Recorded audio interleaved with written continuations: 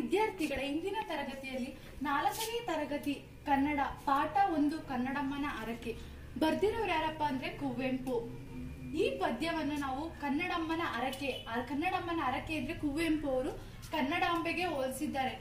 ಹರಕೆ ಅಂತಂದ್ರೆ ಆಶೀರ್ವಾದ. ಹಾಗಾದ್ರೆ ಬನ್ನಿ ಮಕ್ಕಳ, ಕುವೆಂಪು ಅವ್ರ ಬಗ್ಗೆ ಒಂದು ಸಣ್ಣ ಕಿರು ಪರಿಚಯ ಮಾಡ್ಕೊಳ್ಳೋಣ. ಕುವೆಂಪು ಅಂದ್ರೆ ಕಾವ್ಯನಾಮ. ಇವರ ಪೂರ್ಣ ಹೆಸರು ಏನಪ್ಪಾ ಅಂದ್ರೆ ಕುಪ್ಪಳ್ಳಿ ವೆಂಕಟಪ್ಪ ಪುಟ್ಟಪ್ಪ. ಇವರ ಜನನ 1904 ಶಿವಮೊಗ್ಗ ಜಿಲ್ಲೆಯ ತೀರ್ಥಹಳ್ಳಿ ತಾಲೂಕಿನ ಕುಪ್ಪಳ್ಳಿ ಎಂಬ ಗ್ರಾಮದಲ್ಲಿ ಇವರು ಜನಿಸ್ತಾರೆ. ಇವರು ರಾಷ್ಟ್ರ ಕವಿಗಳಲ್ಲಿ ಇವರು ಸಹ ಒಬ್ಬರಾಗಿದ್ದಾರೆ.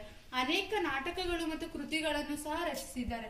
ಮತ್ತೆ ಇವರು ಜ್ಞಾನಪೀಠ ಪ್ರಶಸ್ತಿಗೆ ಸಹ ಭಾಜನರಾಗಿದ್ದಾರೆ.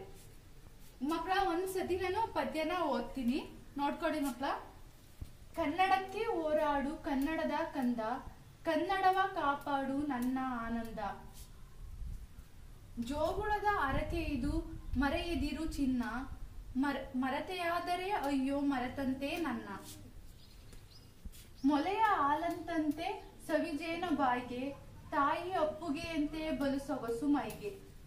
ಮಕ್ಕಳ, ಕನ್ನಡಂಬೆಯ ಹರಕೆ ಈ ಪದ್ಯವನ್ನು ನಿಮಗೆ ಏನಕ್ಕೆ ಇಟ್ಟಿದ್ದಾರೆ ಅಂತಂದ್ರೆ, ಕನ್ನಡಂಬೆ ಕನ್ನಡ ನಾಡು ನುಡಿ ಮತ್ತು ಅದರ ಬೆಳೆಸುವುದು ಜವಾಬ್ದಾರಿ ನಮ್ಮ ಪ್ರಜೆಗಳದ್ದು. ಅದಕ್ಕೋಸ್ಕರ ಸಹ ಕನ್ನಡ ಅಮ್ಮನ ಹರಕೆ ಪದ್ಯವನ್ನ ನಿಮ್ಗೆ ಇಟ್ಟಿದ್ದಾರೆ.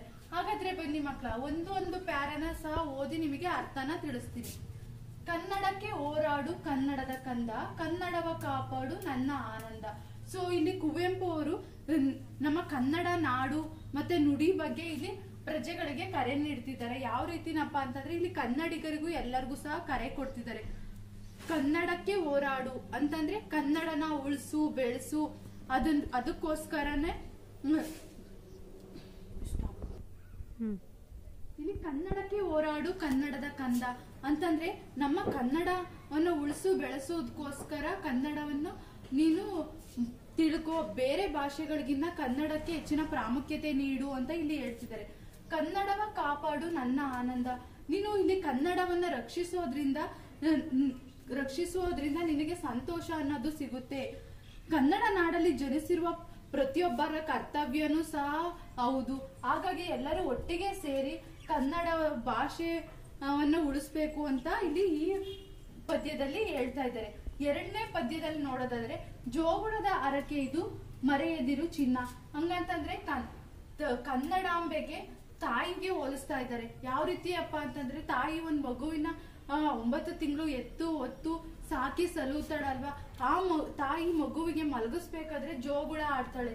ಸೊ ಜೋಗುಳ ಅಂತಂದ್ರೆ ಲಾಲಿ ಆಡ್ಬೇಕಾದ್ರೆ ತಾಯಿಯ ಒಂದು ಆಶೀರ್ವಾದ ಅನ್ನೋದಿರುತ್ತೆ. ಸೊ ಅದನ್ನ ಮರೆತ್ರೆ ನೀನು ಮರೆಯಾದರೆ ಅಯ್ಯೋ ಮರೆತಂತೆ ನನ್ನ. ಸೊ ನೀನು ತಾಯಿಯನ್ನ ಏನಾದ್ರೂ ಮರೆತ್ರೆ ಕನ್ನಡಾಂಬೆಯನ್ನ ಮರೆತಂತೆ ಅಂತ ಈ ಪದ್ಯದಲ್ಲಿ ಕವಿ ಸುಂದರವಾಗಿ ವರ್ಣಿಸ್ತಾ ಇದ್ದಾರೆ. 3ನೇ ಪ್ಯಾರ ನೋಡೋದಾದ್ರೆ, ಮೊಲೆಯ ಹಾಲಂತೆ ಸವಿಜೇನು ಬಾಯಿಗೆ ಅಂದ್ರೆ ಕನ್ನಡಾಂಬೆಗೆ ಮತ್ತೊಂದು ಬಾರಿ ತಾಯಿನ ಹೋಲಿಸ್ತಾ ಇದ್ದಾರೆ. ಏನಪ್ಪಾ ಅಂತಂದ್ರೆ, ತಾಯಿ ಮಗುವಿಗೆ ಎದೆ ಹಾಲನ್ನ ಯಾವ ರೀತಿ ಕೊಡ್ತಾಳೋ, ಸೊ ಅದೇ ರೀತಿ ರುಚಿನೂ ಸಹ ಕನ್ನಡ ಮಾತಾಡೋದ್ರಲ್ಲಿ ಸಿಗುತ್ತೆ ಅಂತ ಇಲ್ಲಿ ಕವಿ ಸುಂದರವಾಗಿ ವರ್ಣಿಸ್ತಾ ಇದ್ದಾರೆ.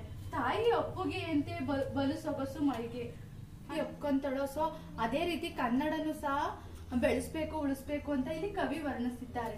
ಮಕ್ಕಳ, ಈ ಪದ್ಯದ ಅರ್ಥ ಆಯ್ತಲ್ವಾ?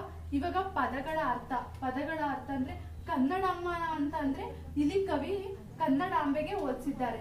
2ನೇದಾಗಿ ನೋಡೋದಾದ್ರೆ ಹರಕೆ ಅಂತಂದ್ರೆ ಆಶೀರ್ವಾದ. 3ನೇದಾಗಿ ಕಾಪಾಡು ಅಂತಂದ್ರೆ ರಕ್ಷಿಸು. ಜೋಗುಳ ಅಂತಂದ್ರೆ ಲಾಲಿ ಆಡು. ಹೋರಾಡು ಅಂದ್ರೆ ಸೆಣಸು. ಅಪ್ಪುಗೆ ಅಂದ್ರೆ ಆಲಿಂಗನ.